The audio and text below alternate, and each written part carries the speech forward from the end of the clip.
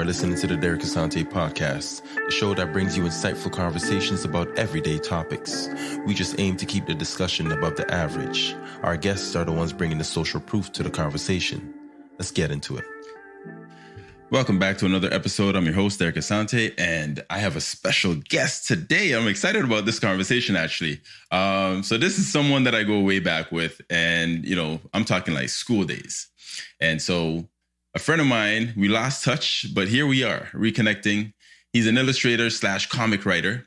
He's created quite a number of things. One of them is The Stranger Tales of Oscar Zahn, Anchovie Akiyama, and he's also the co-creator of, I think it's called Everyday Hero Machine Boy. I'm going to learn more about these books that he's put together. But without further ado, please help me welcome Tri. Welcome. Thank you. Thanks for having me. And all thanks to the magic of internet. Being connected after, right? You said 16 years? Yeah, man. It's been a minute. It's been a minute. So here's the thing. With every episode with a guest, I open with a quote, right? I pull a quote that I think would work or kind of suit that guest. And the one that I have for you is by Vincent van Gogh, right? I mean, pun intended. Here we are, artists, this and that, right? So here it goes. I'm going to share it with you, and then I want you to tell me what comes to mind when you hear it, all right? Okay. So it goes, if you hear a voice within you say you can't paint, then by all means, paint, and that voice will be silenced. What comes to mind when you hear that? I think that's 100% true.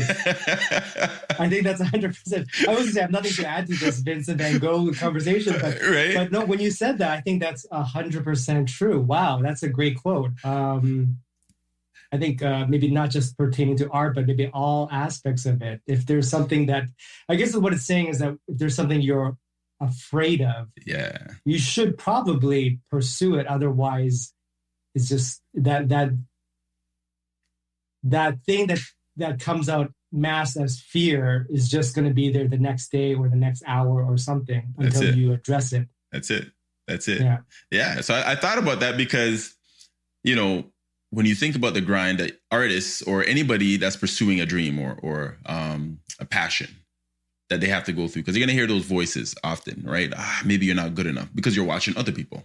Mm-hmm. And so you tend to just say, you know what, let me take a step back and not pursue this. Maybe it's not for me. Maybe they're right. And that's that inner voice that we constantly battle, right? You might be doing a sketch, right? And then you're like saying, I don't like the way this one's turning out. And you have an image of what it should look like or what it could look like. And it's really a reference of someone else's style or something sometimes. Or sometimes false expectations of yourself. Right. I feel like I just deal with that every day. And not even just about art. I thought that as you get older, you kind of, these voices quiet down. But you hear them more, but you can kind of live with them more, I think. It seems like. Yeah. Great quote. Yeah, man. So let me go back. I want to know a little bit more about Tri. And also for the listeners, just so we can give a bit of a backstory. Your family. Do you come from a large family or a small family? I was small. I mean, my mom's still around, my dad's still around, but I was mostly raised in a single parent household. It was just me and my dad for the most part. But I did grow. I was closer with my cousins than most kids are, so they're almost like half a sibling, sort of. Got it. A little bit, but for the most part, it's just me and my dad. Okay. Were you guys all in the same age range, you and your cousins? Yeah, within 2 to 4 years, something like that. Like big enough to regret it when it came to fights. Yes. Yeah, 2 years is a big difference when it comes to kids. Yeah. Did you get the worst end of it or no? Oh, always. Yeah, for sure. Going to the beach. Yeah. Getting drowned. Yeah, not literally, but Yeah. Wow. That's awesome. Do you have any favorite memories of those days that you can share? Like a quick story, one that hasn't left you to this day that you're like, you know what? I remember that day. Anything like that? Yeah. Well, I guess it's a certain period of my life.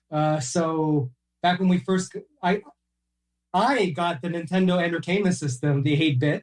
Wow. And the very first game I got was Metroid. I don't know if you remember that. Yes. Yeah. Well, anyways, we got that in the household, every morning, my cousin would just come into my room, just sit at the foot of the bed. I'm still sleeping. And he's like, I'm gonna just fire this on if you don't mind. Right. And he'd play. And, first couple of days, I said, get out, I'm trying to sleep. But after a while, it was just sort of, you kind of wake up groggily. Like, where are you now? What level? Okay, we go back to sleep.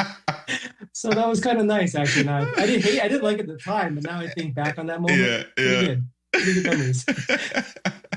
That's awesome, man. So I want to know what you remember.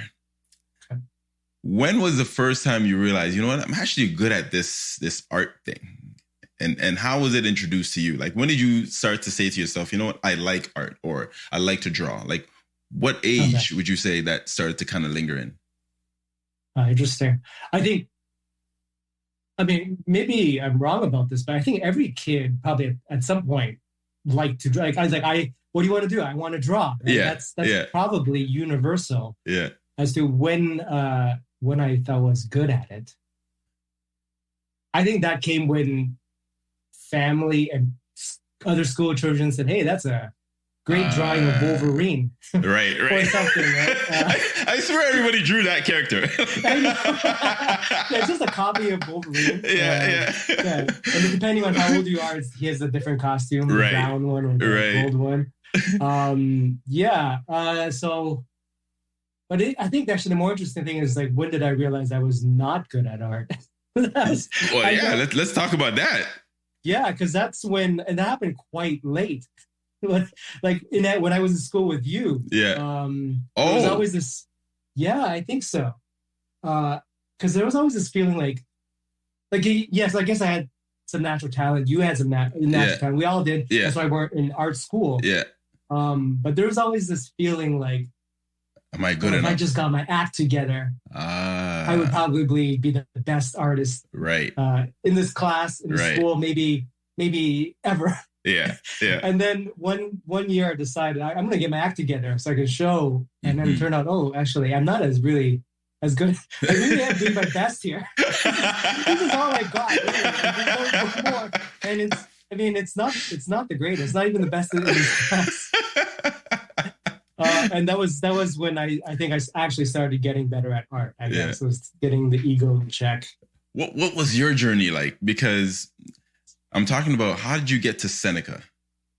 Right? Like, what was that journey like? Did you find it was hard? Did you go to like a high school that actually was focused on art so you can actually put together a portfolio? Like, what was that like for you? So not in high school. I always drew, I always read comics, but I Asian immigrant household, I thought that I would be a programmer or something like that. So actually, I think if I remember correctly, we were only like required to take art until grade 10. And then after that, I didn't take any art classes at all until my guidance counselor suggested I look into animation when it came to graduating. Yeah, exactly. And then I still did not do it. I went to computer science and I was really bad at it. I was really, really bad at it. I tried it for 3 years. I failed like 80% of my classes. And eventually like, well, the guidance counselor said I should look into this animation thing. And then I think I ended up at Max the Mutt. Yes. With you, I think, right? Yeah. That's where we officially connected first. Yes.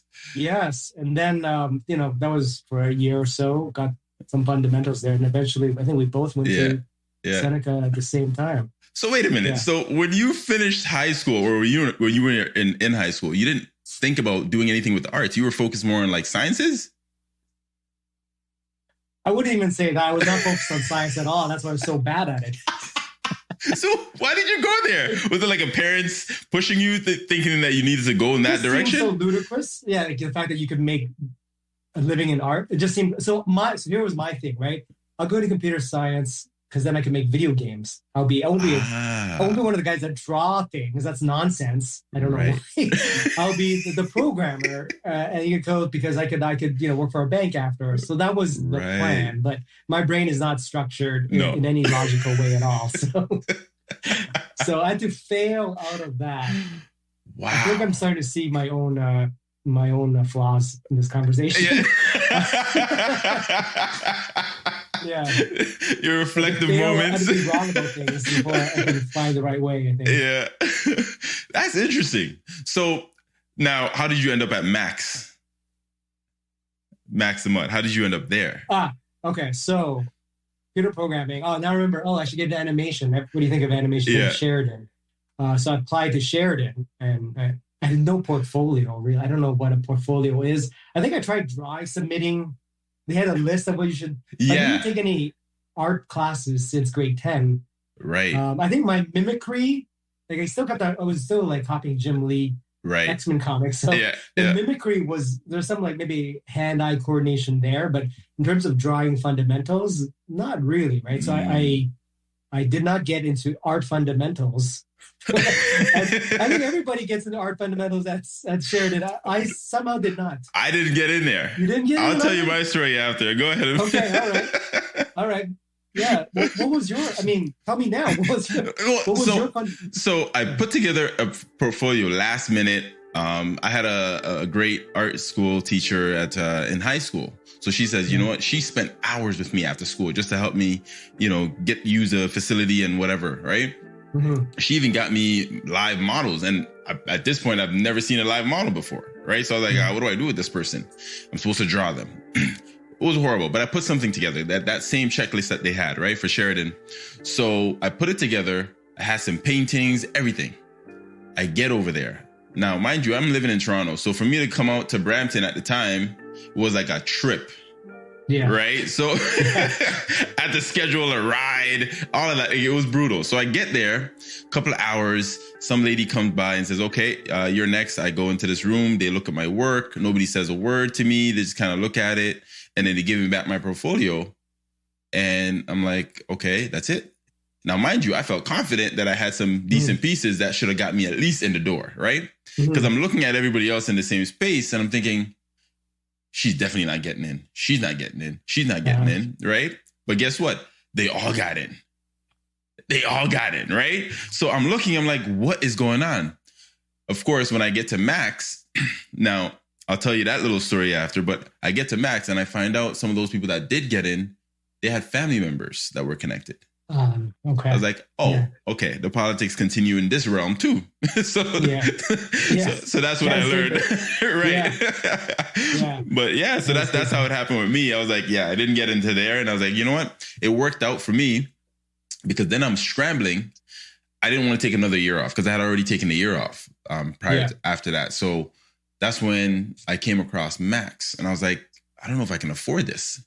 So I don't know if anybody knew this, but I paid like a fraction of the fee to get in. And then while I was there, I brokered a deal where I would work as the person that sets up the rooms and clean. I remember that. I remember you were always there ahead of time doing stuff. And that's how I was paying my tuition. That's amazing. I still owed the money after the year, but I said, listen, I can't pay you guys. And I knew I wasn't going to be in trouble because they were private. So they couldn't necessarily, kind of take me to court or anything like that. So that's how I was able to get away with it. But I owed them like an extra like $5,000 or something. I'm like, I don't have it, man. I'm done. Yeah. So that's fine. Don't worry about it. It's all good. Right. And they closed down, I think. They changed their name or something like that. And no, so I got more to say. I ended up teaching there a couple of years ago. No way!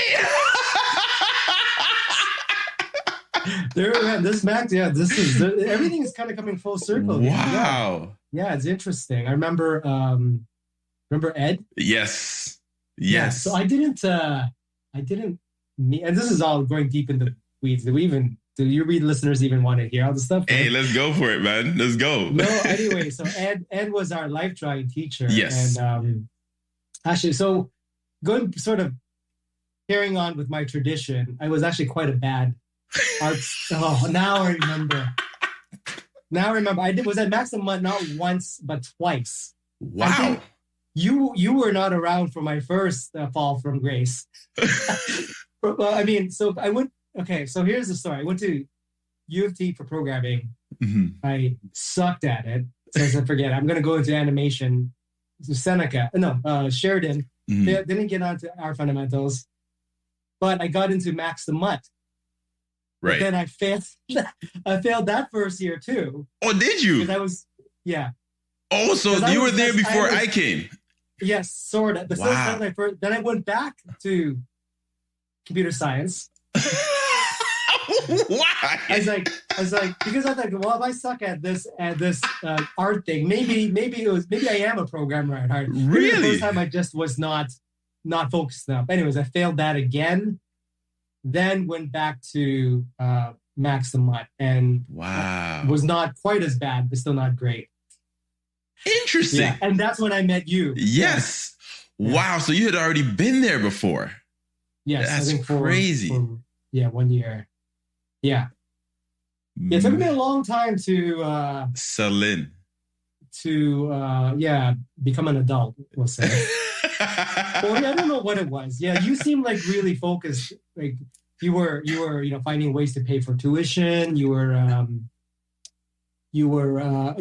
whatever. Like you're the guy ahead of time putting up chairs because that's what you needed to do to pave your way. Going back to Ed, our lifetime teacher, I didn't get a chance to meet him, but I think I remembered some of my students said, "Oh yeah, Tri." Turns out he was one of your students back then, and it's like Tri's here? That kid made it. Like it was just, and I was like, well, I guess I don't blame him because knowing me back then, my head was in the clouds. I just was not focused. I wasn't a bad kid. I just didn't know what I was doing, really. Just every day was a different thing with me. So, yeah. Man. Yeah. So we make it out of Max. We make it to Seneca. Yeah. Then we get through those 3 years. What did you end up doing right after that?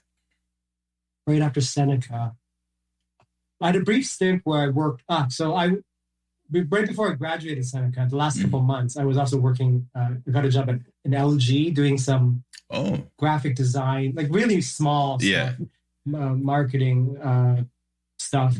And they offered me a job, and that seemed to be something I was sort of good at. That was kind of nice. So they offered me a salary that was this would be maybe more than what I would get in animation. So wow.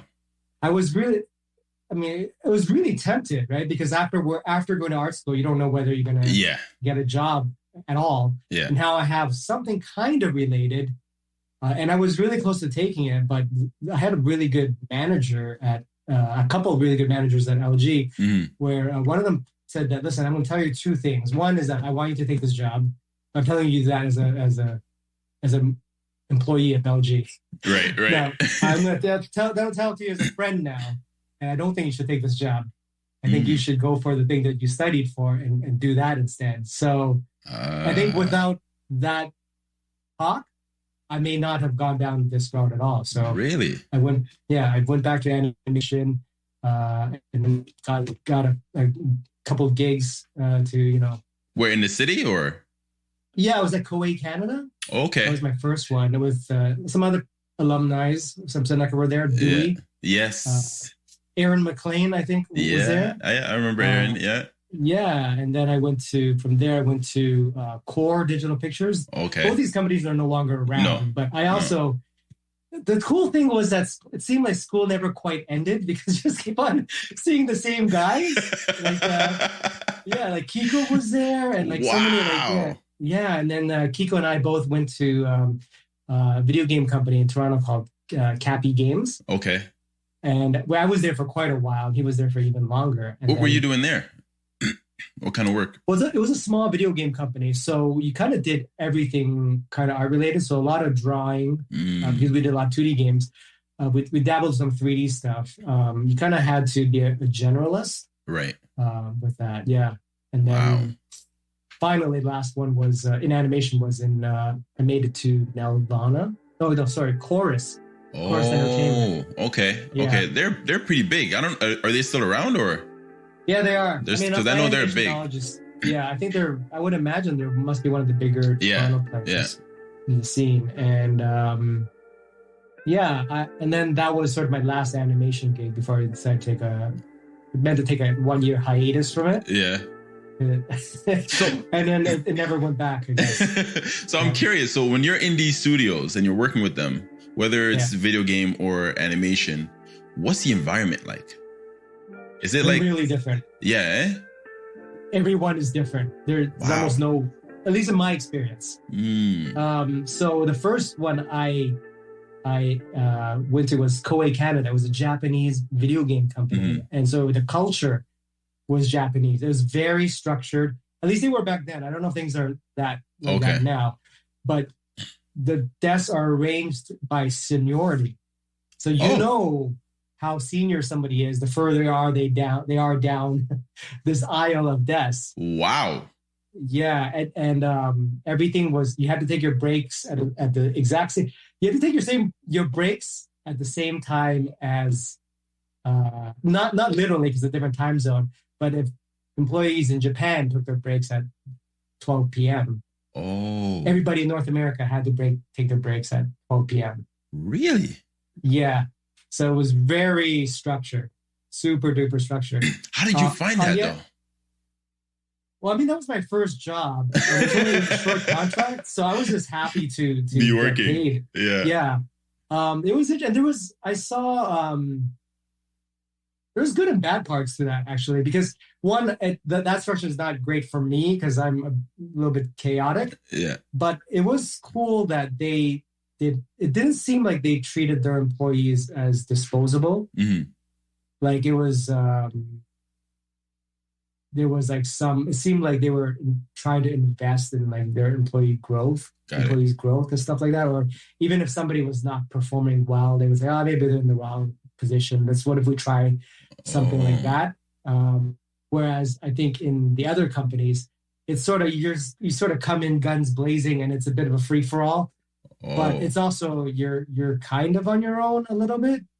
Okay. So are you being assigned a task and you just have a deadline and you got to meet it and you're doing this all by yourself, and then maybe you check in with a supervisor or somebody and then they kind of see if you're going in the right direction? Is that yeah? It's especially with animation. Like if they're hiring you as a say a designer, a character designer, we'll say, like you better know how to character design from day one, because there's like, the style is something you massage. You'll have an art director to help you get into the thing, but if they're not going to hold your hands to teach you the fundamentals of that, because everything's contract based. I guess this is the difference. In animation, everything's contract based, and video games tend to be more permanent. So there's just not that time to, like, you're going to teach somebody 4 months to teach them a skill. Like they're only on a 9-month contract. So better just to hire somebody that already knows the stuff. Wow. So you've been bouncing around quite a bit. So when you finally left that last animation gig, what went through your mind for you to say, you know what, I'm actually not going to go back to that? I thought like, maybe this is it for me. Like maybe I will try to do something else, because it was, I don't know why. It's kind of weird. I mean, maybe you have some insight on this. When you first get into art, there's reasons for it that are not, you want to be practical. You would not ever get into art, I don't think. Right? You might do something else. Yeah. But along the way, it's like, it became sort of like getting stability. Yes. It's not even about communication or telling stories or even showing something of yourself. It's just like, oh man, I need that next gig, or maybe this one they may give me a full-time job and benefits, that's amazing. Right. And I think I pursued that. I got lost in the pursuit of that, and I was not good at it. Like, if I was good at being that guy, like maybe I was like, that'd be its own reward too. But I was not good at being the company guy. Right. So I was like, maybe I should just do something else. Like maybe this is just something that's not the best fit for me. So I just decided to take a break from this like constant looking for work and hoping I'll get a job somewhere else. And I thought I would just try doing something like purely creative for however long EI lasted. And then after that was done, I'll go back and I'll find something else again. Yeah. So during that period, I'm curious, is that when Tamago House, is it Tamago or Tamago House? Oh, I don't know. It's kind of a made up word. Let's say Tamago. Tomato? Is that what's happening? Yeah, basically, yeah. Okay. Yeah. Is that when that kind of came into mind, or that came much later? Oh no. So that's new. Well, sort of. I had this like, so tamago is like, it's tomato. Yeah. But then also the Japanese word for egg is tamago. Right? So that's why they play on with the character inside the shell. Inside an egg, which I feel like is just all of us. Like we're just pretending to be something we're not. That is awesome. Yes. And if you look at that character's eyes, he's always got bags because he's nervous about being found out. Is that you secretly? Probably. I mean, everything we do is probably just us, right? So, it's true. Yeah. Oh my! That was a new thing. That was, I put up that website just in January for. I got really obsessed with the idea of making something for myself. I guess. What was that? I guess, is that like a publishing house for you, or? It's literally nothing. It's just okay. So I guess the long story of it is that after I was a studio artist, I decided to do something for myself, and I did a comic called The Strange Tales of Oscar Zahn. Right. And I thought it'd just be like a 20-page comic. Maybe I'd self-publish it, try to go to convention, settle it a little bit, and then go back to work.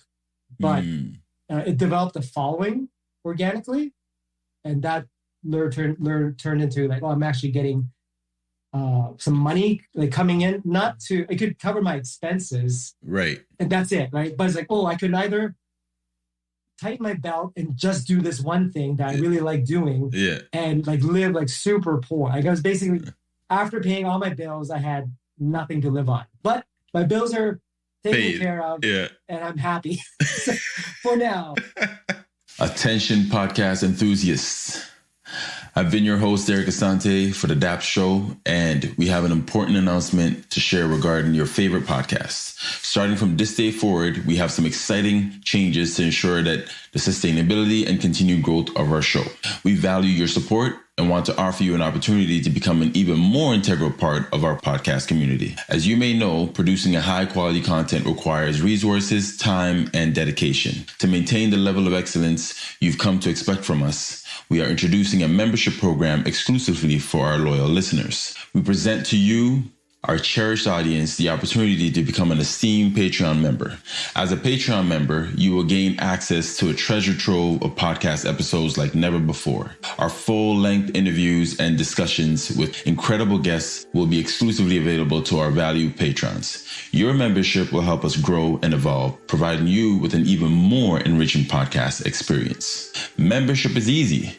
Simply visit our website, dapshow.podbean.com, or a podcast platform and click on the Become a Patreon button. Choose a membership tier that suits you best and gain exclusive access to full episodes, additional perks like behind-the-scenes content, and early episode releases. We will continue to release shortened episodes and highlight reels for all our listeners to enjoy. However, we encourage you to consider joining our Patreon community. Your support means the world to us, and it ensures the longevity and quality of our podcast. Together, let's shape the future of our podcast. Visit our website or podcast platform today. Click that Become a Patreon button and unlock a world of captivating full-length episodes. I want to take this opportunity to thank you for your understanding, your support, your enthusiasm. We can't wait to welcome you as a Patreon member.